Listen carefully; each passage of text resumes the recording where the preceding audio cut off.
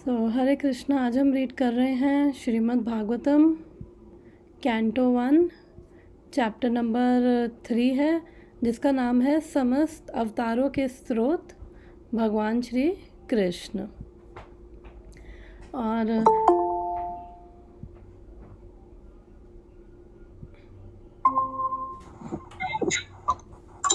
हरे Krishna mummy mute कर दिया। तो आज हमने रीड करना है श्लोक नंबर 22। तो हम इस श्लोक नंबर 6 से लेकर श्लोक नंबर 27 तक हम रीड कर रहे हैं भगवान के लीला अवतारों के बारे में। कि भगवान अलग अलग अवतारों में आए और भगवान ने अलग अलग लीलाएं करी हैं।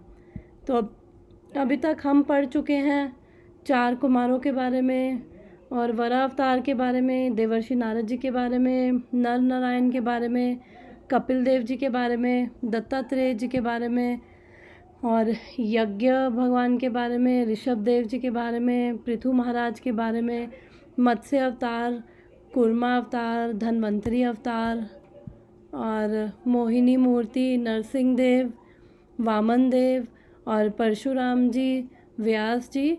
और आज हम पढ़ेंगे वर्स नंबर 22। तो इसको रीड करते हैं।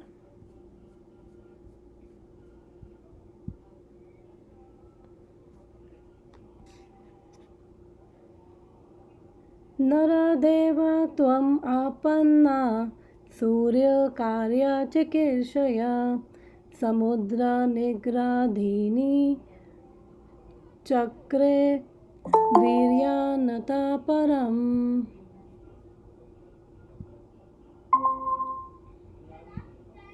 हरे कृष्णा खुशी।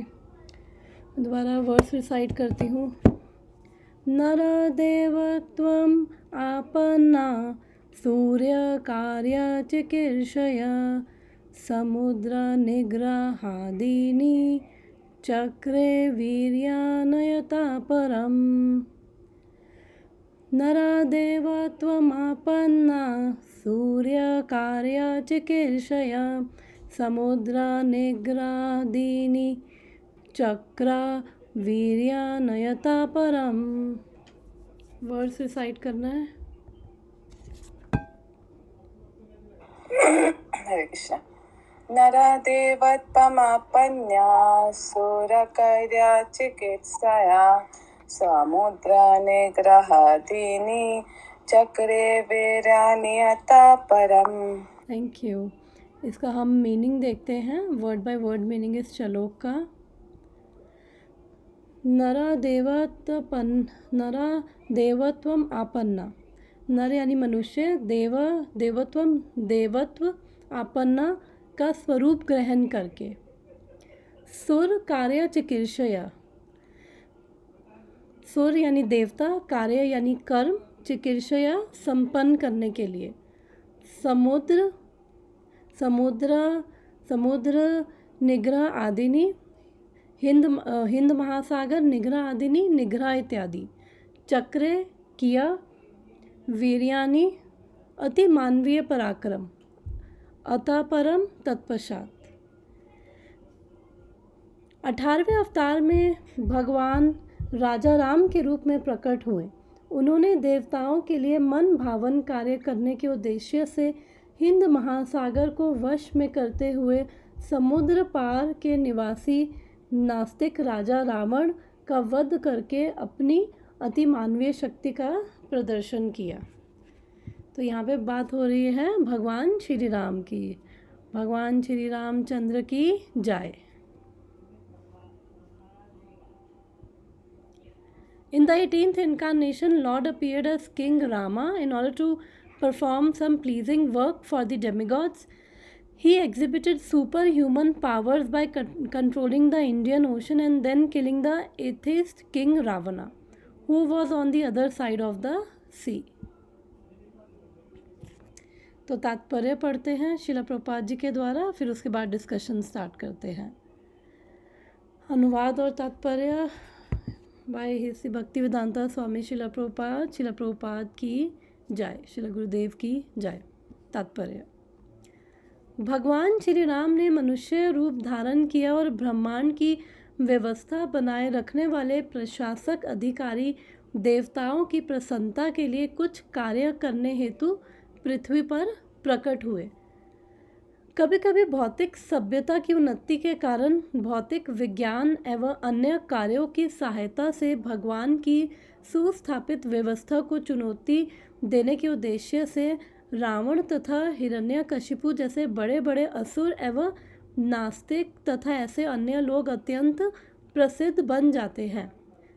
उदाहरणार्थ, भौतिक साधनों के द्वारा अन्य लोगों को उड़ान भरने का प्रयत्न स्थापित व्यवस्था के प्रति चुनौती है। प्रत्येक लोक की परिस्थिति भिन्न होती है और भगवान की आचार संहिता के अनुसार उसमें विशेष हेतु के लिए विभिन्न वर्ग के लोग निवास करते हैं। लेकिन भौतिक प्रगति में थोड़ी सी सफलता प्राप्त करके कभी कभी ईश्वर विहीन भौतिकवादी व्यक्ति भगवान के अस्तित्व को चुनौती देते हैं। रावण इनमें से एक था। वह सामान्य लोगों को उनमें योग्यता ना होते हुए भी भौतिक साधनों के द्वारा इंद्रलोक स्वर्ग को भेजना चाहता था। वह स्वर्ग तक एक सीढ़ी बना देना चाहता था जिससे लोगों को उस ग्रह तक पहुंचने के लिए आवश्यक पुण्य कर्म ना करने पड़े। वह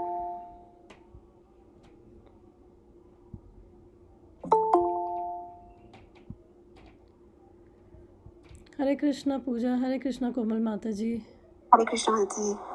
हम श्रीमद् भागवतम पढ़ रहे हैं, श्लोक नंबर 22, 3rd चैप्टर, श्लोक नंबर 22।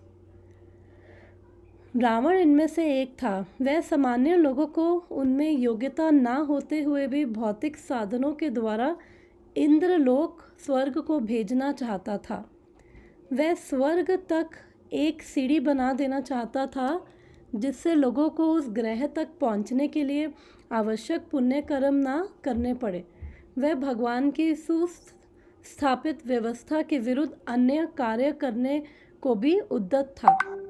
यहाँ तक कि उसने भगवान श्री राम की सत्ता को भी चुनौती देकर उनकी पत्नी सीता का अपहरण किया। निसंदेह देवताओं की विनती तथा इच्छा के फल स्वरूप भगवान राम इस नास्तिक को दंड देने के लिए ही आए थे। फलस्वरूप उन्होंने रावण की चुनौती स्वीकार की और यह संपूर्ण लीला रामायण की विषय वस्तु है। चूँकि रामचंद्र भगवान थे, अतः उन्होंने ऐसे अति मानवीय कार्य किए जिन्हें भौतिक दृष्टि से समुन्नत रावण समेत कोई भी मनुष्य नहीं कर सकता था। उन्होंने हिंद महासागर के आर पार जल में तैरने वाले पत्थरों का राजमार्ग तैयार किया। आधुनिक विज्ञानियों ने भारहीनता के क्षेत्र में खोजें की हैं, किंतु वे कहीं भी या सर्वत्र ऐसी भारहीनता उत्पन्न नहीं कर सकते। चूँकि भारहीनता की सृष्टि भगवान द्वारा की गई है, जिसमें वह बड़े बड़े ग्रह को वायु में उड़ाते तथा तैराते हैं, अतएव उन्होंने इस पृथ्वी पर भारहीन पत्थर तैयार करके समुद्र पर पत्थर का ऐसा पुल सेतु बना दिया जो बिना स्तंभों के टिक गया। यह ईश्वरीय शक्ति का प्रदर्शन है। तो हम अब भगवान के लीला अवतारों के बारे में पढ़ रहे हैं इस चैप्टर में, और आज हम पढ़ रहे हैं भगवान श्री रामचंद्र जी के बारे में। तो प्रभुपाद यहाँ पे लिख रहे हैं कि भगवान श्री राम ने मनुष्य का रूप धारण किया और ब्रह्मांड की व्यवस्था बनाए रखने वाले प्रशासक अधिकारी देवताओं की प्रसन्नता के लिए कुछ कार्य हेतु पृथ्वी पर प्रकट हुए। तो यहाँ पे भगवान के लीला अवतारों की बात हो रही है। तो अवतार का क्या मतलब होता है? सबसे पहले अवतार यानी कि जो अवतरित हो रहा है, जो ऑलरेडी बैकुंठ में, स्पिरिचुअल स्काई में, आध्यात्मिक जगत में जो हैं और यहाँ पे बस प्रकट हो रहे हैं, उनको अवतार कहा जाता है। इवन अब नेक्स्ट हम भगवान कृष्ण और बलराम जी के बारे में पढ़ेंगे। तो देखेंगे कि भगवान कृष्ण तो अवतार नहीं है, वो तो अवतारी हैं, लेकिन वो यहाँ पे प्रकट हो रहे हैं जो इस जगत का नहीं है, लेकिन फिर भी वो यहाँ पे आ रहा है, अवतरित हो रहा है, उसे अवतार कहते हैं। तो भगवान श्री राम जो है उनकी जो लीलाएं हैं वो बहुत ही, जो भगवान श्री राम है वो आइडल ह्यूमन बीइंग के कैरेक्टर को डेमोन्स्ट्रेट करते हैं। तो वो भगवान है, स्वयं भगवान है, सुप्रीम पर्सनालिटी है भगवान श्री राम। और यहाँ पे प्रभुपाद लिख रहे हैं वो मनुष्य का रूप धारण करके यहाँ पे आए हैं। और भगवान जो हैं, जो अवतार हैं, जैसे मैंने बताया कि अवतार जो हैं वो अवतरित हो रहे हैं, जो आध्यात्मिक जगत से यहाँ पे प्रकट हो रहे हैं अपनी इच्छा से। तो हम लोग क्या अवतार हैं? तो नो, हम लोग अवतार नहीं हैं, बिकॉज़ हम लोग तो बाध्य हैं। हम लोग फोर्सफुली यहाँ पे इस भौतिक जगत में अपने कर्मों के कारण आते हैं, लेकिन जो भगवान के अवतार हैं वो अपनी मर्ज़ी से आते हैं और किसी स्पेशल पर्पस के लिए आते हैं। तो भगवान राम की बात करें तो उन्होंने अपने रामायण में अगर हम उनकी लीलाएं देखें तो उन्होंने अपने कैरेक्टर से, अपने बिहेवियर से दिखाया कि आइडल ह्यूमन बीइंग कैसा होना चाहिए। तो आइडल ह्यूमन बीइंग का मतलब ये नहीं है कि सब कुछ परफेक्ट होगा, कि सब कुछ बहुत वंडरफुल है, कुछ भी गड़बड़ नहीं है। आइडल ह्यूमन बीइंग का मतलब है कि चीज़ें जैसी हैं वो रहेंगी और ऊपर नीचे होंगी, लेकिन जब प्रोवोकिंग सिचुएशंस आती हैं तो उसके अंदर हमारा रिएक्शन कैसे होता है। तो ये भगवान श्री राम ने अपने कैरेक्टर से, अपने पास टाइम से ये डेमोन्स्ट्रेट किया है। और शिला प्रभुपाद यहाँ पे लिखते हैं कि भौतिक सभ्यता में उन्नति के कारण जो हैं ये जो लोग हैं वो भगवान की व्यवस्था को भी चुनौती देते हैं। तो अगर हम देखें कि ये जो सारी भौतिक प्रकृति है, ये भौतिक संसार है, भगवान की प्रकृति है, तो इसके पीछे पर्पस क्या है? हर चीज़ के पीछे, अगर हम भी इस संसार में कोई कुछ भी चीज़ अगर बनाता है तो उसके पीछे उसका एक पर्पस होता है। अगर साइंटिस्ट भी कुछ क्रिएशन कर रहे हैं तो उसके पीछे एक पर्पस होता है, उस वजह से कर रहे हैं। तो इस वैसे ही भगवान की ये पूरी व्यवस्था है, भगवान की ये प्रकृति है, ये संसार है, तो उसके पीछे एक क्या है, एक पर्पस है, एक उद्देश्य है। तो हमने शास्त्रों में पहले भी सुना है कि जो जीव भगवान से ईर्ष्या करते हैं, भगवान से विद्रोह किया है, तो उनके लिए ये मटेरियल वर्ल्ड की क्रिएशन हुई है कि वो इधर आए और फिर अपने आप को ट्रांसफॉर्म करें और फिर वापस, पर्पस क्या है, यहाँ से वापस ट्रांसफॉर्म होके भगवान के धाम जाए। तो अब जब ये साइंटिस्ट हैं उनको ये पर्पस ही नहीं पता है, जब हमें मेन पर्पस नहीं पता है कि क्यों ये हमें ह्यूमन बॉडी मिली है, क्यों ये सब ये क्रिएशन हुई है, ये भौतिक संसार, ये प्रकृति क्यों है, और हम यहाँ पे क्यों हैं। जैसे अगर कोई बीमार हो जाता है तो सोचता है ना कि गला ख़राब हो गया, बीमार हो गया, कि अरे मैंने ऐसा क्या खाया था कि जो मैं बीमार पड़ गया, अच्छा मैंने रात को ठंडा खाया था, ठंडी आइसक्रीम खाई थी जिससे सुबह उठ के गला ख़राब हो गया, बीमार हो गया, तो अब मैं आगे ध्यान रखूँगा कि एटलीस्ट रात को मैं ठंडी चीज़ें ना खाऊं क्योंकि वो सूट नहीं करती हैं। तो उसी प्रकार से ये मटेरियल वर्ल्ड है, उसकी क्रिएशन है और उसका एक पर्पस है। तो ये जो साइंटिस्ट हैं ये कहने के लिए तो बहुत टेक्नोलॉजी की एडवांसमेंट कर ली है, और तो प्रभुपाद यहाँ पे लिख रहे हैं, भौतिक प्रगति में थोड़ी सी सफलता प्राप्त करके कभी कभी ईश्वर विहीन भौतिकवादी व्यक्ति भगवान के अस्तित्व को चुनौती देते हैं। रावण इनमें से एक था। और रावण क्या कर रहा था, वो स्वर्ग की सीढ़ी बना रहा था। तो एक्चुअली हम जानते हैं कि इस मटेरियल वर्ल्ड में ये अपर प्लैनेटरी सिस्टम है, हमारा अर्थ मिडल प्लैनेट है और नीचे लोअर प्लैनेटरी सिस्टम है। तो हम सबको जो ये शरीर मिला है हमारे कर्मों के अकॉर्डिंग मिला है और ये व्यवस्था उसी प्रकार से की गई है। तो इसलिए जब कोई इस तरह का वो टेक्नोलॉजी में एडवांसमेंट वो सब चीज़ें करता है बिना ये समझे हुए कि एक्चुअली में ये इस पूरा पर्पस क्या है, जब हम रियल पर्पस नहीं समझते कि हम कौन हैं, भगवान कौन है, ये सब क्या है, क्यों हम सफ़र कर रहे हैं, क्यों हमें बार बार मिजरी से गुजरना पड़ता है। तो जब हम रियल पर्पस नहीं समझते और फिर ये टेक्नोलॉजिकल एडवांसमेंट में ही हमारा वो उद्देश्य रहता है, बिकॉज़ जब रियल पर्पस नहीं समझेंगे तो फिर अपने आप से अपने पर्पस मैन्युफैक्चर करेंगे। तो इसलिए फिर जो ये जो चीज़ें हैं वो क्या कर रही हैं, वो प्रभुपाद लिख रहे हैं ईश्वर विहीन भौतिक वादी वो बना रही हैं। बिकॉज़ उससे क्या है कि केवल हमारे कंफर्ट्स हम बढ़ा रहे हैं और अपनी लाइफ को और लग्जरीज़ को बढ़ा रहे हैं, लाइफ स्पैन को बढ़ाने की कोशिश कर रहे हैं। तो उससे क्या है कि भले ही टेक्नोलॉजी बहुत एडवांस हो रही है लेकिन स्टिल हमारा जो ये प्रॉब्लम्स है, हमारी ये स्ट्रेस, एंजाइटी, डिप्रेशन, ये सब चीज़ें तो और बढ़ती जा रही हैं। तो क्यों? क्योंकि जो जो मेन पर्पस है वो भूल चुके हैं, तभी ईश्वर विहीन हो गए हैं।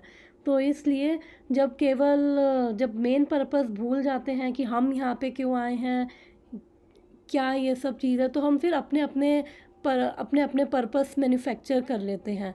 तो इसलिए जब तक सेंटर में भगवान नहीं होंगे, बिकॉज़ भगवान से अलग जो भी चीज़ होगी वो उस चीज़ की फिर वैल्यू नहीं है, क्योंकि वो चीज़ हमें और अंधकार में धकेलेगी, वो हमें और कर्मों के बंधन में बांधेंगे और हम बस यहीं पे घूमते रहेंगे। क्योंकि भगवान भगवत गीता में भी बोलते हैं हम उनके ही अंश हैं, ममे वांछा जीवा लोका जीवा भूता सनातना। तो हम भगवान के अंश हैं, हम भगवान के हैं, भगवान हमारे हैं। तो इसलिए कोई भी चीज़ जब भगवान से अलग करके देखेंगे तो वो चीज़ हम लोगों को केवल दुख देगी। तो हम ये आज भगवान श्री रामचंद्र की बात कर रहे हैं तो हम रामायण के कुछ पास टाइम्स देखते हैं और उनसे क्या लर्निंग है थोड़ा उसके बारे में डिस्कस करते हैं। तो जैसे हम जानते हैं कि प्रयाग है, उसमें गंगा, यमुना, सरस्वती जो है उन तीनों का संगम होता है। तो गंगा और यमुना तो दिखती है लेकिन सरस्वती हमें दिखती नहीं है। तो सरस्वती गुप्त है। तो जो भगवान हैं उनकी जो लीलाएं हैं वो अगर हम पढ़ने को तो हम पढ़ सकते हैं, एंटरटेनिंग है, अच्छी भी लगती हैं, लेकिन जब उसका पर्पस नहीं समझेंगे, जैसे जो संगम हो रहा है लेकिन वो सरस्वती क्या है, वो गुप्त है। यानी कि जो उसके पीछे जो लर्निंग है, जो ज्ञान है, वो हमें तभी समझ आता है उन लीलाओं के पीछे क्या हमारे लिए प्रैक्टिकल एप्लीकेशंस है। वो तभी समझ आता है जब हम गुरु से, जब हम आचार्यों से सुनते हैं लीलाएं। तो वो लीलाएं और जब उनका मीनिंग समझ आता है तो वो और आकर्षित हो जाती हैं। अदरवाइज़ भी लीलाएं अच्छी लगती हैं बट हम सुन के फिर ओके बच्चों के लिए हैं, अच्छी लगती हैं, लेकिन वो सबके लिए है क्योंकि हर भगवान के लीला के पीछे पर्पस है। तो अगर हम बात करें सबसे पहले केकई की बात करते हैं कि कैसे, जब मैं बता रही थी कि भगवान राम का क्या है, बिल्कुल आइडल उन्होंने डेमोन्स्ट्रेट किया कि आइडल ह्यूमन बीइंग को कैसा होना चाहिए। तो अगर हम देखें कि एक रात पहले उनको पता था कि उनका कॉरोनेशन होगा, वो उनको राजा बना दिया जाएगा और एक ही रात में वो सारी चीज़ें चेंज हो गई। हम सब जानते हैं रामायण में कि कैसे जो केकई है, केकई भगवान राम को बहुत प्रेम करती थी लेकिन मंथरा की बातों में आकर वो कंफ्यूज हो गई और उसको फिर समझ नहीं आया कि क्या राइट है क्या रॉन्ग है, और उसने फिर उसने रॉन्ग एक्शन चूज़ किया। तो अगर हम इस लीला से देखें तो केकई ने 2 फंडामेंटल मिस्टेक्स करी थी। तो अभी मंथरा क्या है, अगर मंथरा किसको डिपिक्ट करता है, मंत्रा हमारे मन को। तो हम सबको इनकरेज किया जाता है कि हम अटेंटिवली और सबमिसिवली हम सुने, लेकिन किसको सुने हम हम क्या जो कैकई ने क्या किया, बड़ा अटेंटिवली और सबमिसिवली किसको सुना, कैकई ने मंथरा को सुना। और उसने सेकंड मिस्टेक करी कि उसने किसी से कंसल्ट नहीं किया, उसने वेरीफाई नहीं किया कि जो वो सुन रही है, जो डिटेल्स हैं उसको वेरीफाई नहीं किया, अथॉरिटी से जो हमसे ऊपर हैं उनसे वेरीफाई नहीं किया। तो अगर हम देखें कि अगर किसी को मिनिस्टरशिप से भी, अगर फॉर एग्जांपल कोई प्राइम मिनिस्टर की पोस्ट पे है, उसको मिनिस्टरशिप से हटाना हो तो बहुत सोचना पड़ता है। और इवन जब किसी की कोई गलती ना हो, भगवान राम की तो कोई गलती ही नहीं थी कि उनको राजा बनाया जा रहा था, फिर एक ही रात में कितना बड़ा वो शॉक, वो कितना बड़ा वो चेंज हो गया।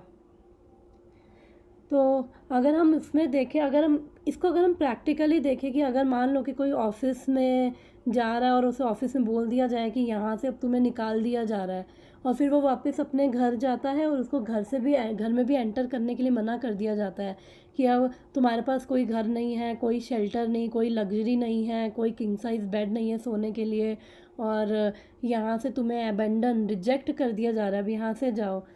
तो क्या रिएक्शन होगा? अगर हम लोग अपनी बात करें तो जनरली यही होता है कि व्हाट, वाई, हुम, क्या, कि ऐसा कैसे हो गया मेरे साथ, ऐसा why is it happening to me, और फिर किसने ऐसा किया, और क्या दोबारा इस पे सोचा जा सकता है, या फिर ब्लेम गेम कि ये इसमें मेरी गलती नहीं, इसमें वो है, ये है, वो सब चीज़ें स्टार्ट हो जाती हैं।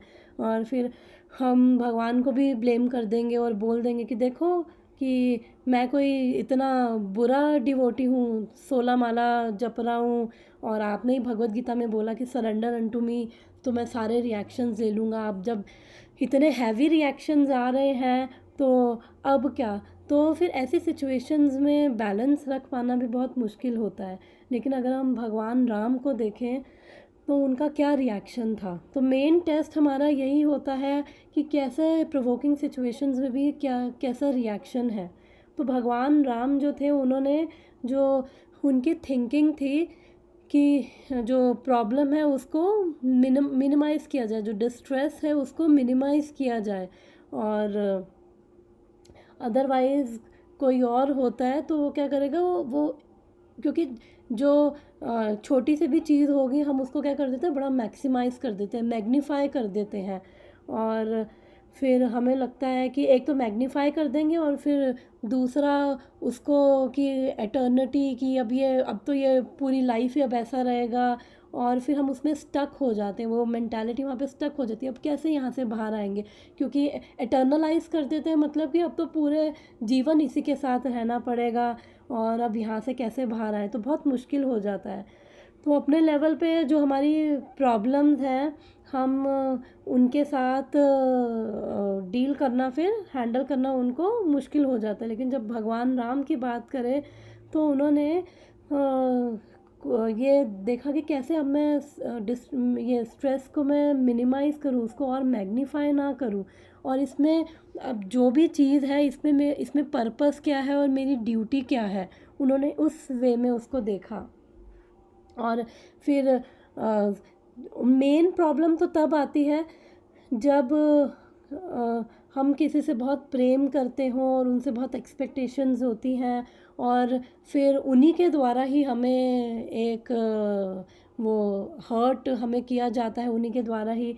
तो ऐसे ही भगवान राम के साथ भी हो रहा था कि वो कैकई माँ के समान थी, और उनको एक्सपेक्टेशन की सिविलियंस उनको केयर और अफेक्शन मिलेगा, अपने पेरेंट्स से मिलेगा, लेकिन उनको क्या मिला हम सब जानते हैं।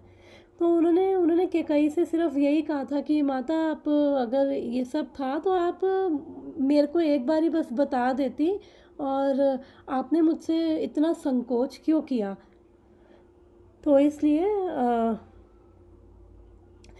एक वे है कि हम प्रॉब्लम्स को ट्रिविलाइज़ करें, कि उसको मैक्सिमाइज मैग्नीफाई ना करके, कि उसको कि देखें कि कैसे हम इसको डील कर सकते हैं, कैसे इसको हम हैंडल कर सकते हैं।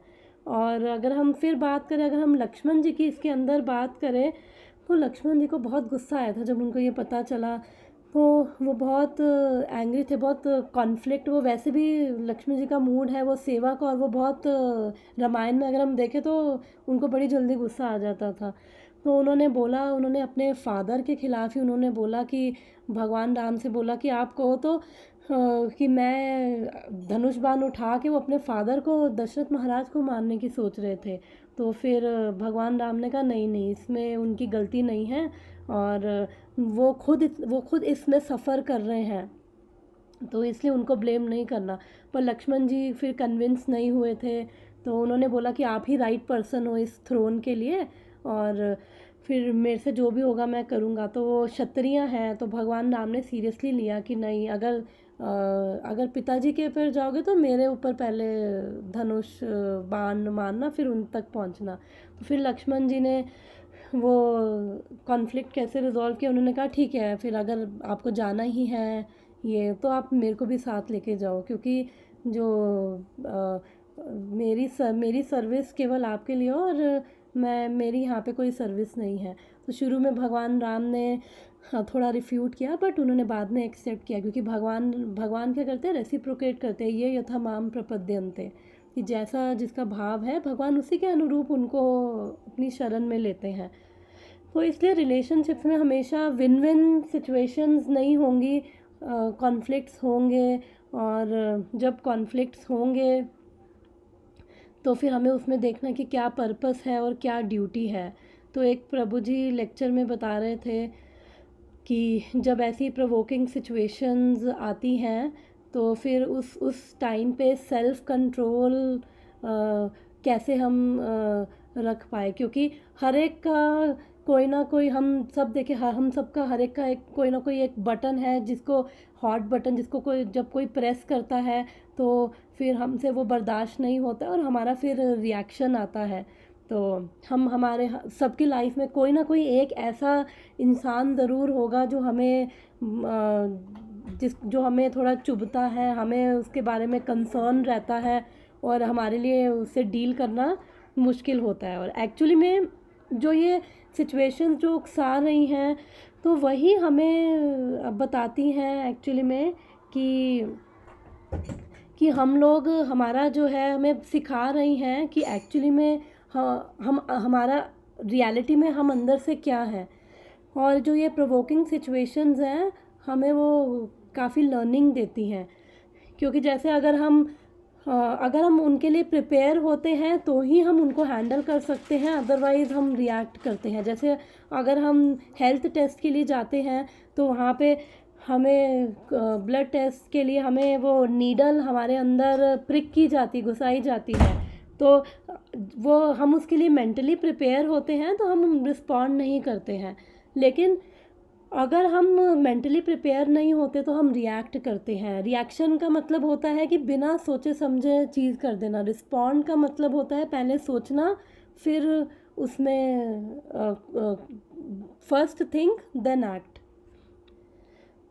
तो प्रोवोकिंग सिचुएशंस रहेंगी, तो वो प्रभु जी बोल रहे थे कि हमें हमेशा एक पॉज लेना चाहिए, पॉज बटन हमेशा होना चाहिए। जैसे अब ये रामायण में भी अगर हम देखें कि जब भगवान राम ने भी जब सीता माता ने जब वो हिरन देखा था, और भगवान राम को बोला कि आप इसको लेकर आओ, तो फिर राम जी गए, और उसके बाद उन्होंने लक्ष्मण जी को बोला कि आप सीता माता की प्रोटेक्शन करना। तो जब भगवान राम चले गए, तो वो मारीच था, वो राक्षस था, वो समझ गए थे राक्षस है, तो वो राक्षस था, वो उसने भगवान राम की फॉर्म में उसने वो रोया, चिल्लाया। तो जो सीता माता है वो घबरा गई, और उन्होंने लक्ष्मण जी को बोला कि आप जाओ। तो लक्ष्मण जी ने बोला कि नहीं, मैं नहीं जाऊंगा। वो हंसे। तो हमारे आचार्य बताते हैं कि जब कोई प्रॉब्लम में होता है तो वो भगवान को पुकारता है, और अब वो उनको कह रही है कि जाके भगवान को जाके देखो, तो वो उनको अंदर वो हंसे कि अरे ये तो भगवान है, इनको कोई कुछ नहीं कर सकता। तो उन्होंने बोला कि नहीं। तो फिर सीता माता ने उनको बहुत इंसल्टिंग वर्ड्स बोले कि यू वांट टू एंजॉय मी, इसलिए यहाँ पे रुके हो।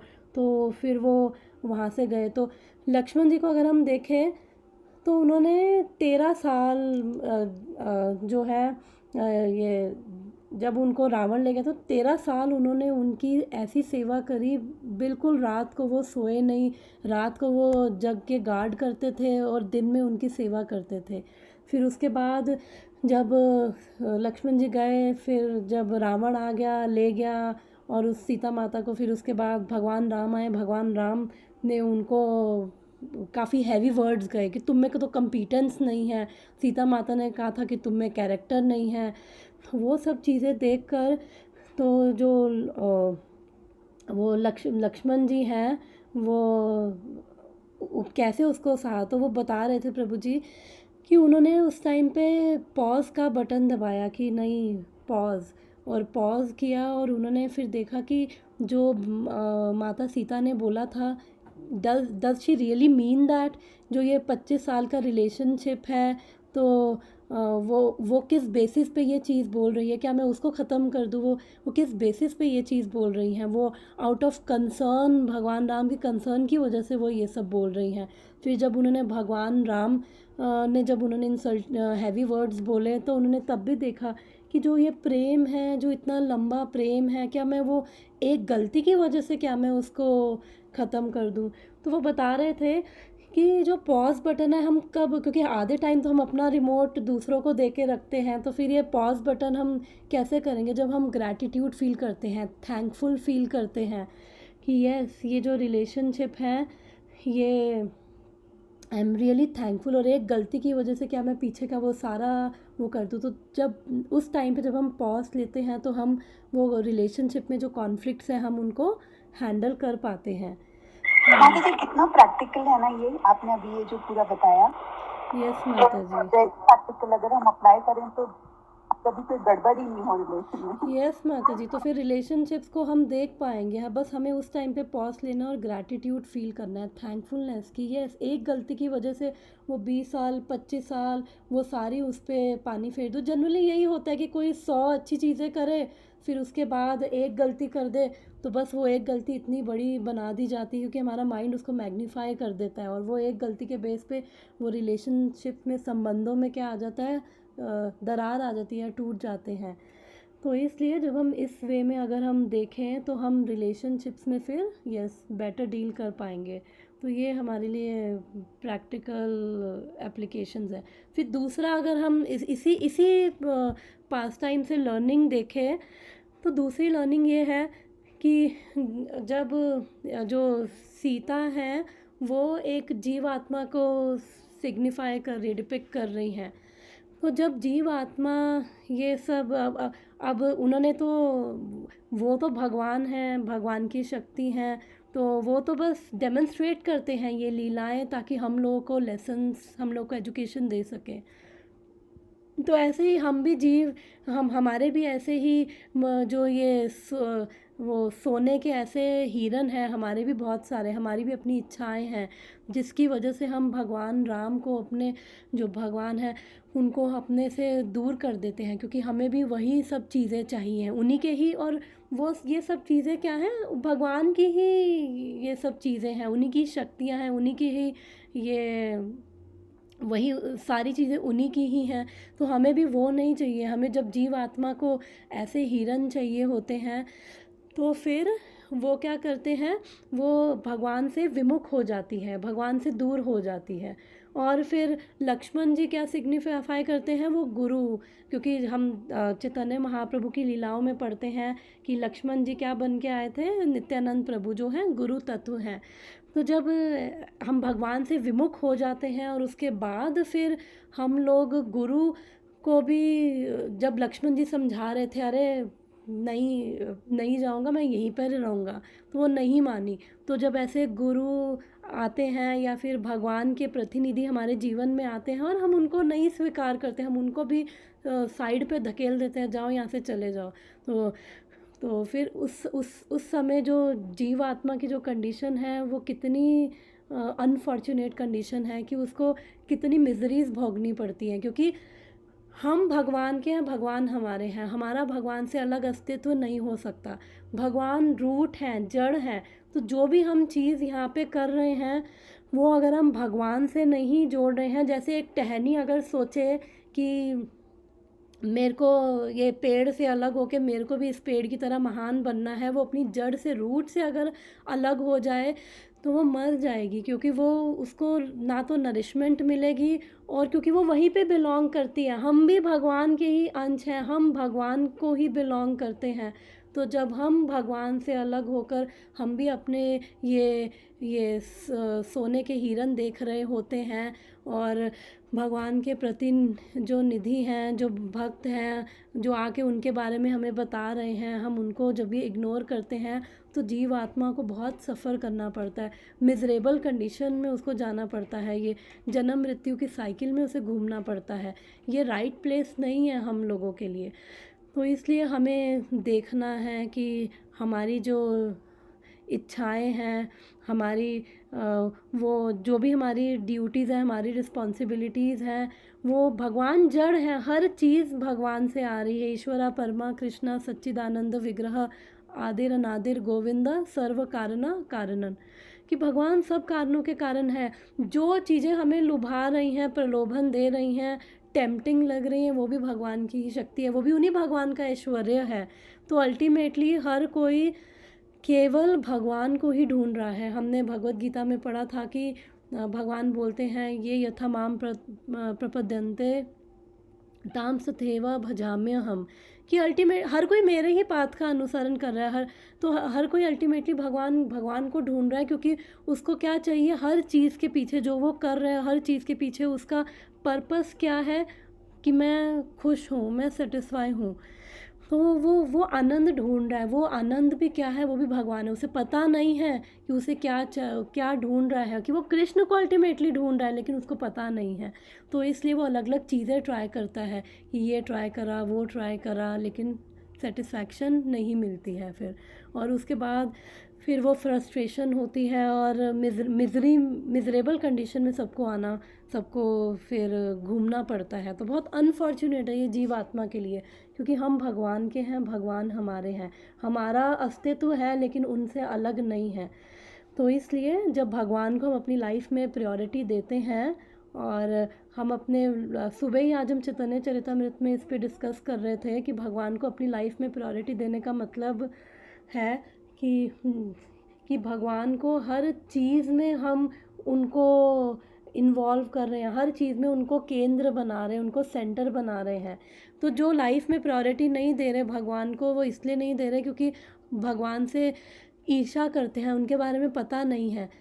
तो ईर्ष्या, जैसे अगर एक कुआं है, कुआं अगर ये सोचे कि मैं ये नदी क्यों नहीं हूँ, मैं इस नदी के बराबर बनूंगा, और नदी ये सोचे कि मैं ये सागर क्यों नहीं हूँ, मैं इस सागर के बराबर बनूंगी। जब हम कंपेयर करते हैं तो वहाँ से क्या होती है, ईर्ष्या होती है। जब कंपेयर करते हैं तो हम कंपेयर किससे कर रहे हैं, हम अपने आप को भगवान से कंपेयर करने लग जाते हैं। भगवान की इस प्रकृति को चुनौती दे रहे हैं। भगवान ने ये व्यवस्था करी है ताकि हम यहाँ से ट्रांसफॉर्म होके बाहर निकलें, लेकिन हम फिर वही उसी व्यवस्था को चुनौती दे रहे हैं, और फिर हम यहाँ पे और फंसते जाते। जितना हम ये भगवान को, अब जितना हम भगवान की पोजीशन लेना चाहेंगे, भगवान की पोजीशन लेने का मतलब कि अपने आप को कंट्रोलर मानना, लेकिन हम कंट्रोल करना चाहते हैं, मैनिपुलेट करना चाहते हैं, हम चीज़ों को, रिलेशनशिप्स को, लोगों को, हर एक चीज़ को हम अपने अकॉर्डिंग करना चाहते हैं, मैनिपुलेट, कंट्रोल करना चाहते हैं। तो जब हमारे अंदर ये कंट्रोलिंग टेंडेंसी होती है, क्योंकि और ये भी क्यों है, क्योंकि हम भगवान के ही अंश हैं, और भगवान क्या है, परम ईश्वर।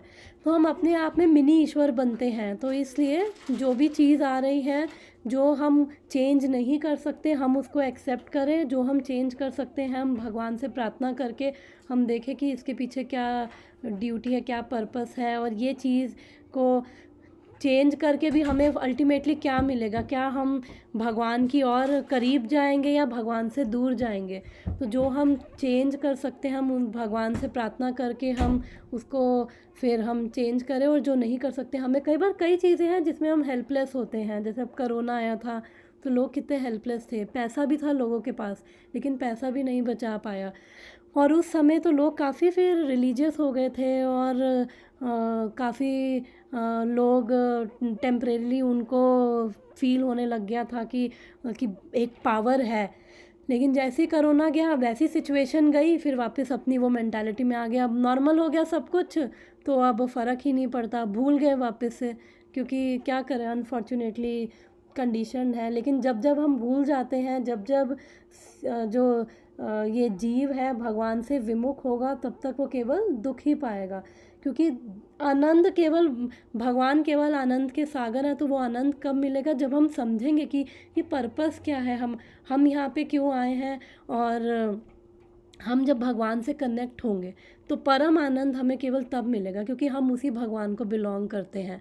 और जब जिसको हम बिलोंग करते हैं हम उससे जब कनेक्ट होंगे और उसको हर चीज़ में अपनी लाइफ में हम इन्वॉल्व करेंगे, उनको सेंटर बनाएंगे, अपने आप को सेंटर नहीं रखेंगे, तो ही फिर हम यहाँ इस भौतिक संसार में रहते हुए तभी हम आनंदमय हो सकते हैं।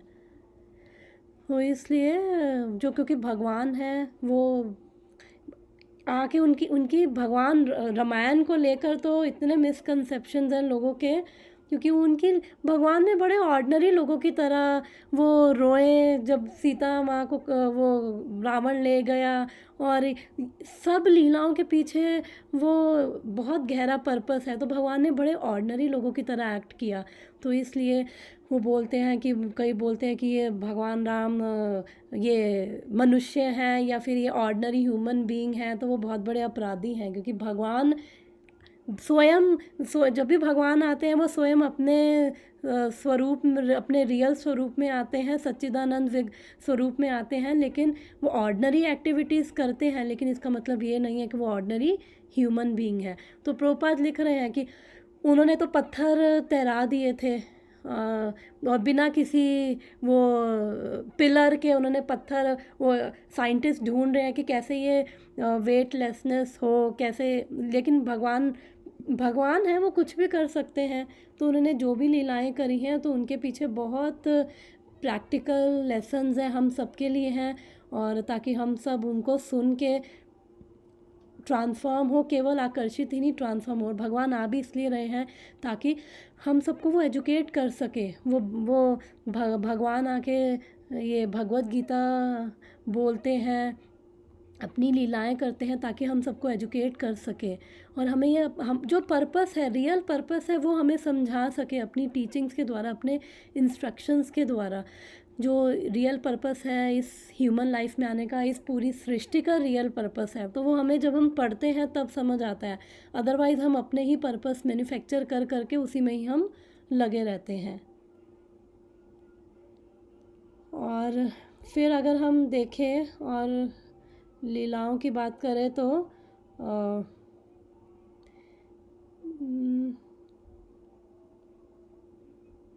अगर हम भरत महाराज की भी बात करें तो इससे एक और लर्निंग भी मिलती है कि जब भरत जी को पता चला था कि इतना सब कुछ हो गया, राम जी को वन में जाना पड़ रहा है 14 साल के लिए, तो जब भरत जी, उनको बहुत गुस्सा आया था, उनका हार्ट शैटर हो गया था, बहुत डिसअपॉइंट हो गए थे। तो फिर वो जब भगवान राम के पास गए तो पहले तो लक्ष्मण जी वो सब आती है कि उनको संदेह हुआ कि ये सब इन्हीं की मिली भगत है, बट जब ये सब चीज़ें क्लैरिफाई हुई, तो जब क्लैरिफाई हुई फिर उसके बाद उन्होंने भगवान से बोला कि अब आप वापस आ जाओ। और फिर उस टाइम तक केकई ने भी बोल दिया था कि मैं वापस ले रही हूँ ये सब, तो उन्होंने बोला कि आप वापस आ जाओ। और फिर उस समय जनक महाराज जी, विश्वामित्र जी, वशिष्ठ मुनि भी वहाँ पे प्रेजेंट थे। जनक महाराज जी 12 महाजनों में से एक है। महाजन वो हैं जिनको धर्म के सारे रूल्स रेगुलेशंस पता है, और उनसे ज़्यादा लर्नड और कोई नहीं है, उनको भगवान के बारे में उनको सब पता है। तो जनक महाराज जी भी थे वहाँ पे। तो तब उन्होंने भगवान राम से प्रार्थना करी कि अब आप आ जाओ, वापस आ जाओ। तो भगवान ने बोला कि नहीं, मैं अब नहीं आऊँगा, और मेरा पर्पस है, क्योंकि उनका पर्पस था कि उनको लंका जाना है। और लंका किस लिए जाना है? विभीषण के लिए। क्योंकि भगवान जो आते हैं, तो हमने भगवत गीता में बोलते हैं, परित्राणाय साधूनाम विनाशाय च दुष्कृताम। पहले अपने भक्तों का उद्धार करने के लिए। ये विनाशाय च दुष्कृताम, ये तो सेकेंडरी पर्पस है, ये तो उनको डायरेक्ट आने की ज़रूरत नहीं होती। पर चलो, अब आ गए हैं तो फिर रावण को भी मार दिया, हिरण्यकशिपु को भी फिर मार देंगे। मेन पर्पस था, विभीषण वहाँ पे था, और वो विभीषण उनकी वेट कर रहा था। वो बहुत बड़ा भक्त था विभीषण। तो जब भरत जी को ये पता चला, अब उनका भी, भगवान का भी पर्पस था साथ में वो सारे ऋषियों को वन में अपनी वो एसोसिएशन देना, और वो सब उनका पर्पस था। तो फिर जब भरत जी ने उनसे प्रार्थना करी, तो उन्होंने फिर वहाँ पे जनक जी से भी उन्होंने बोला। तो जनक महाराज ने कहा कि भरत, तुम बिल्कुल ठीक हो, जो तुम्हारा प्रेम है इसमें तुम जीत रहे हो, क्योंकि तुम्हारा प्रेम जो है वो बहुत उच्च और शुद्ध प्रेम है तुम्हारा। लेकिन अगर तुम बात करो तो तुम कंडीशन, प्रेम का मतलब अनकंडीशनल होता है, तुम कंडीशन नहीं लगा सकते। तो प्रेम का मतलब है कि जिनसे हम प्रेम करते हैं, वट एवर उनकी टर्म्स पे, अब हम जो वो चाहते हैं हम उनकी टर्म्स पे उनको हम सर्व करें, ना कि जो हम चाहते हैं हाँ वो वही करें। तो that is not unconditional love. उन्होंने फिर जनक महाराज जी ने उनको बोला कि आप उनसे बहुत प्रेम करते हो, ये तो साफ साफ सबको दिख रहा है, लेकिन जो जब प्रेम करते हो तो आप कंडीशन क्यों लगा रहे हो कि वापस आओ?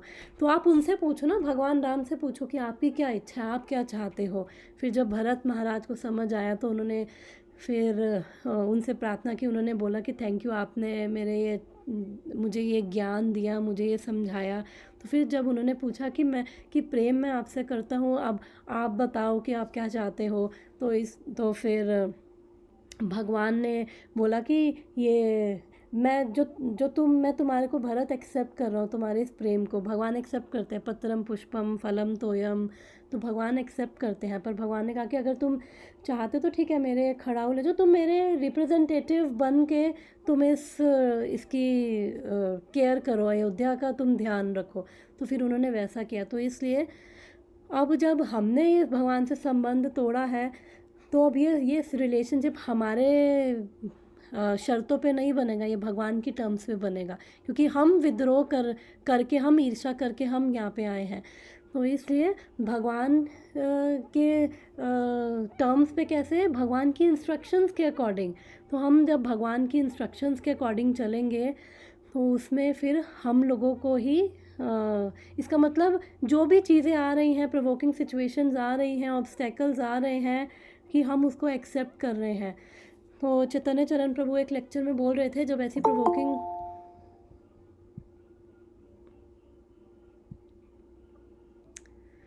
हरे कृष्णा नेहा। तो हम भागवतम डिस्कस कर रहे हैं, भगवान श्री राम जी की पास्ट टाइम्स में से हम लर्निंग देख रहे हैं। तो मैं अभी बता रही थी, जब ऐसी प्रोवोकिंग सिचुएशंस आती हैं, तो चैतन्य चरण प्रभु बोल रहे थे अपने लेक्चर में कि हम क्या करते हैं, हम चाहते हैं कि भगवान कि we want to use your powers, और I want to use my intelligence. Power तुम्हारी हो लेकिन इंटेलिजेंस मेरी हो, क्योंकि मुझे पता है। और हमने पहले भी डिस्कस किया था कि हम जो ये सब हम फियर्स, इनसिक्योरिटीज़ के प्लेटफॉर्म पे खड़े होते हैं, और उन पे फिर हमें लगता है कि हम ऐसा कर देंगे, और ये हम प्रॉब्लम को वैसे ही इतनी मैग्नीफाई करके बैठे होते हैं, जो भी ऐसी प्रोवोकिंग सिचुएशंस होती हैं। फिर हमें लगता है अरे अब तो उसमें ऑलरेडी मेंटालिटी हमारी इतनी वो उसमें अब्जॉर्ब हो जाती है, हमें समझ नहीं आता बाहर कैसे निकलेंगे। फिर वो चीज़ें हमें लगता है यही हिरन अब हमें मिल जाए तो बस अब हमारा तभी ठीक होगा, अदरवाइज़ नहीं होगा। तो फिर हम क्या करते हैं, हम भगवान को कहते हैं कि ये मेरे प्लान है, यू डू। भगवान, पावर तुम अपनी यूज़ करो लेकिन इंटेलिजेंस मेरी लो। तो इसलिए हमें उस टाइम पे क्या करना है, हमें भगवान की विल, कि Krishna whatever your will is, let me accept that. तो इसलिए जब हम भगवान को उन प्रोवोकिंग सिचुएशंस में हम उनकी शरण लेते हैं, हम कहते हैं कि I know Krishna this is difficult for me, please give me intelligence कि I can accept this situation, I can learn from it and I can grow from it. और केवल हमें सक्सेस की चिंता नहीं करनी है, क्योंकि हम जिस जर्नी पे हैं वो सक्सेस हमारे लिए भगवत प्रेम है, सबके लिए परफेक्शन क्या है, भगवत प्रेम। बट हमें जिस जर्नी पे एटलीस्ट हम उस जर्नी को एम्ब्रेस करेंगे, जब हम कि और जो भी चीज़ें आ रही हैं जब हम उस जर्नी को एम्ब्रेस करने लगते हैं तो हमें भगवान की वो प्रेजेंस फील होने लगती है, अनुभव होने लगता है भगवान की प्रेजेंस का। तो जब भगवान की प्रेजेंस है, भगवान का अनुभव हो रहा है, तो कितनी भी प्रोवोकिंग सिचुएशंस हो, भगवान बोलते हैं ददामी बुद्धि योगम, कि भगवान कहते हैं मैं इंटेलिजेंस देता हूँ कि कैसे मेरे तक आए, कैसे इनको डील करें। भगवान इंटेलिजेंस देते हैं, भगवान हमें प्यूरिफिकेशन देते हैं कि हम उन प्रोवोकिंग सिचुएशंस को हम हैंडल करें, हम डील करें, हम उसमें से ग्रो होके हम और आगे बढ़े। तो भगवान हमें इंटेलिजेंस देते हैं। तो इसलिए जब भगवान हमारी लाइफ में होते हैं तो हमारी लाइफ में हर चीज़ की वैल्यू बढ़ जाती है। जो मैंने एग्जांपल दिया था भगवत गीता में कि हर भौतिक चीज़ क्या है, ज़ीरो है अभी, क्योंकि वो केवल हमारे इस बॉडी तक है, वो हमें आगे नहीं हेल्प कर रही है। लेकिन भगवान क्या है, वन है। जब जितनी भी ज़ीरोज़ हैं हमारे पास, जितने भी एसेट्स हैं, हमारा करियर, हमारी हेल्थ, हमारा पैसा, हमारी गाड़ी, हमारा सब कुछ, तो जितने भी ज़ीरोज़ के आगे अगर वन लग जाएगा तो उन ज़ीरोज़ की वैल्यू बढ़ जाती है। तो भगवान क्या है हमारे जीवन में, वो वैल्यू बढ़ा रहे हैं हर चीज़ की, क्योंकि भगवान हर चीज़ की रूट है। तो इसलिए जब हम हर सिचुएशन को एक्सेप्ट करते हैं कि Krishna let this time your will में हैपन, और हम एम्ब्रेस करते हैं, इवन दो सिचुएशंस पेनफुल हो सकती हैं, होती हैं, हो नहीं सकती, होती हैं, संसार है तो होंगी, सबको आएंगे ऐसे जीवन में। लेकिन जब हम भगवान से कनेक्ट होते हैं, हम जब शास्त्र पढ़ते हैं, सब भगवान के बारे में सुनते हैं, तो हम मेंटली प्रिपेयर हो जाते हैं इन प्रोवोकिंग सिचुएशंस के लिए। जब मैंने बताया था कि हम डॉक्टर के पास जाते हैं, डॉक्टर सुई घुसा रहा है, तो हम प्रिपेयर होते हैं ना, मेंटली प्रिपेयर, तो हम चिल्लाते नहीं हैं। लेकिन अगर हम रास्ते में चल रहे हैं और हमें कोई कांटा चुभ जाए तो उस समय तो जान निकलती है, वही सुई जितना ही कोई कांटा चुभ जाए तो हमें उस समय चिल्लाएंगे, चीखेंगे, चिल्लाएंगे, तो हम उस समय रिएक्ट करना शुरू कर देते हैं। तो वो सोडा बॉटल होती है ना, वो बन जाते हैं। जैसे सोडा बॉटल को अगर कोई शेक करे तो उसको फिर खोले तो पूरा एकदम से जैसे ब्लास्ट हो जाता है, उस टाइप का होता है।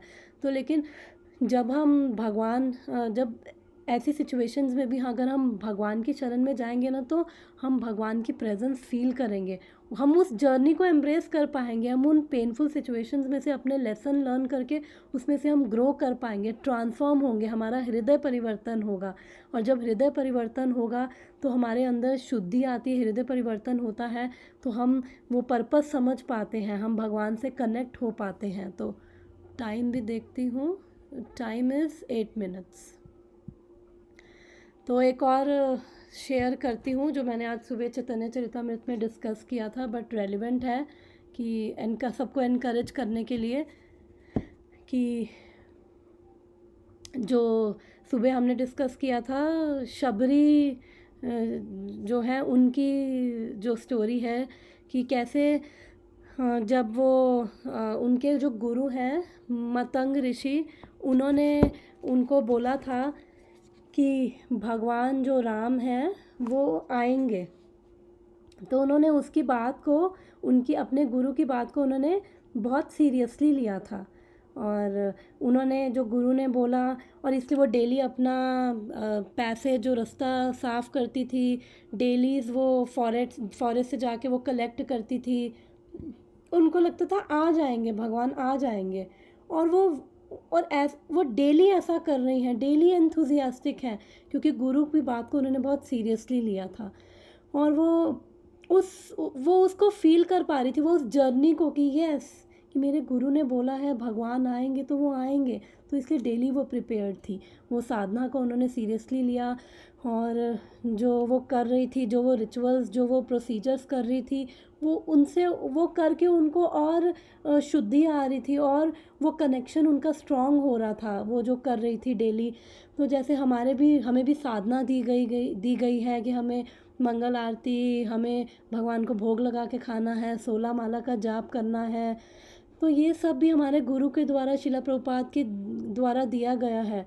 तो ये सब भी जैसे शबरी ने सीरियसली लिया और डेली अपने आप को प्रिपेयर किया, तो उन्होंने वो हिम्मत नहीं हारी फिर शबरी ने। तो उसी प्रकार हमें भी वहीं से इंस्पिरेशन लेकर डेली हमें अपने जो साधना है हमें उसको देखना है, और यही प्रोसीजर्स हमें भगवान, यही एक्टिविटीज़ हमें हमारा कनेक्शन और स्ट्रॉन्ग करी, हमारी साधना। जैसे शबरी को बोला गया था वैसे हमें भी साधना दी गई है। तो यही प्रोसीजर्स हमें प्यूरिफाई कर रहे हैं, हमारा कनेक्शन भगवान से स्ट्रॉन्ग कर रहे हैं। तो इसलिए जब हम अपनी साधना को ऐसे करेंगे, तो जैसे राम उनके जीवन में साक्षात आ गए थे, वैसे ही हमारे जीवन में भी भगवान श्री राम, भगवान कृष्ण साक्षात प्रकट होंगे, और बस हमें वो पूरा विश्वास रखना है।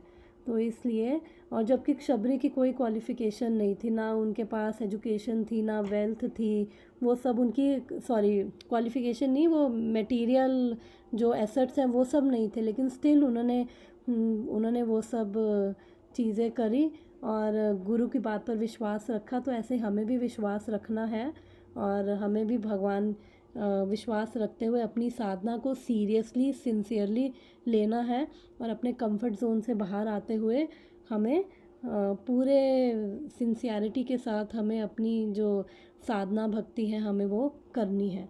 तो उससे हमारे जीवन में भी भगवान राम साक्षात आएंगे, और साक्षात हमें भी दर्शन देंगे, और अभी भी हमें वो गाइड कर रहे हैं, लेकिन परमात्मा के रूप में हमारे हृदय में, लेकिन तब साक्षात प्रकट होके हमें भी वो गाइड करेंगे। तो जैसे रावण था, उसने तो अपने जो लेसन्स थे वो उसने लर्न नहीं किए। इवन विभीषण भी था, भक्त था, और उसके साथ, लेकिन स्टिल वो डोमिनेट करने में लगा रहा कि कैसे मटेरियल एनर्जी को मैं डोमिनेट करूं। और स्टिल फिर जब हम भी ऐसे लगे रहते हैं भगवान को या भगवान की प्रकृति को चुनौतियों देने में लगे रहते हैं, तो हमारे जीवन में भी फिर जो है हमें प्रकृति, भगवान की ही शक्ति है, वो दिखा देती है कि कितने हेल्पलेस हैं हम। तो इसलिए हम भगवान के हैं, भगवान हमारे हैं। तो हमें कंक्लूजन यही है कि हमें हर चीज़ में भगवान को सेंटर में रखना है, केंद्र बनाना है, और फिर सारी एक्टिविटीज़ हमें ऐसे करनी है, और उसी से ही, और हमें अपनी गुरु की बातों को सीरियसली लेते हुए, शिला प्रभुपाद की इंस्ट्रक्शंस को जो ये शास्त्रों द्वारा मिल रही है उसको बहुत सीरियसली और सिंसियरली लेते हुए हमें पूरे विश्वास के साथ कि भगवान साक्षात आएंगे हमारे जीवन में भी। तो हमें वही, और शबरी ने भी ऐसा नहीं कि 1 दिन 2 दिन, कितने साल, और वो डेली वही कर रही है बिना निराश हुए कि अरे छोड़ो कुछ नहीं हो रहा है, जाओ यहाँ से, नहीं, वो करती रही। तो हमें भी यही करना है। तो इसी से भगवान की हम पे भी कृपा होगी। तो इसी के साथ ही यहाँ पे मैं स्टॉप कर रही हूँ। किसी को कुछ ऐड करना है या फिर किसी को कुछ डिस्कशन लास्ट 3 मिनट्स में?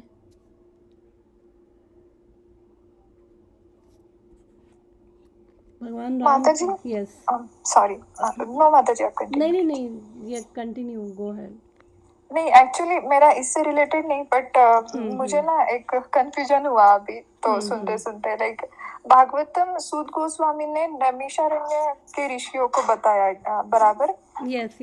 और फिर माता जी उनमें परीक्षित महाराज भी थे ना फिर? नहीं, सबसे पहले भागवतम जो है सुखदेव गोस्वामी ने परीक्षित महाराज को बोली थी, और उस ऑडियंस में सूत गोस्वामी प्रेजेंट थे। तो सूत गोस्वामी ने सुखदेव गोस्वामी जी से भागवतम सुनी, और सुखदेव गोस्वामी ने शिला व्यासदेव जी, उनके फादर हैं, उनसे सुनी। तो इसलिए सूत गोस्वामी वहीं पे प्रेजेंट थे। फिर उन्होंने सेकेंड टाइम उन्होंने फिर नैमिषारण्य में ऋषिगण जब इकट्ठे हुए थे, शौनक आदि ऋषि, एक्चुअली वो तो यज्ञ करने के लिए इकट्ठे हुए थे, हवन वगैरह करने के लिए, और इतने उन्होंने हवन कर करके उनके मुंह काले हो गए थे। तो उसके बाद भगवान की कृपा से उस असेंबली में फिर सूत गोस्वामी आए, और उन ऋषियों की एज तो बहुत ज़्यादा थी, 60,000 साल, और वो कुछ इतनी एज थी। सूत गोस्वामी तो बहुत यंग थे। तो जब सूत गोस्वामी आए तो उन्होंने उनको, वो समझ गए कि ये ऑर्डिनरी सोल नहीं है, वो जानते थे। तो उन्होंने फिर उनसे रिक्वेस्ट की, उन्होंने उनसे 6 प्रश्न पूछे थे, और कि सबसे ये पहला प्रश्न था कि सबके लिए क्या श्रेयस्कर है, और इतना कुछ है सारे। सेकंड क्वेश्चन, सारे शास्त्रों का सार क्या है, तो आप हमें वो सब बताओ। तो फिर श्रीमद् भागवतम सूत गोस्वामी ने वहाँ पे उस असेंबली में बोलनी शुरू करी थी। और फोर्थ क्वेश्चन था कि भगवान की लीलाओं का वर्णन करो। तो अब हम जो पढ़ रहे हैं श्लोक नंबर 6 से श्लोक नंबर 27 में, वो भगवान की लीलाओं का वो जस्ट छोटा छोटा ओवरव्यू अभी हम पढ़ रहे हैं। आगे ये सब भागवतम में डिटेल में पढ़ेंगे। ओके ओके माता जी, थैंक यू। यस, तो आई थिंक कॉल ख़त्म होने वाली, डिस्कनेक्ट होगी। तो कल हम सेम टाइम पर मिलेंगे, देखते हैं भागवतम या जैव धर्म में से एक चीज़ हम पढ़ेंगे। Thank you so much everyone for joining. Thank you. Hare Krishna. Thank you माता जी, हरे कृष्णा।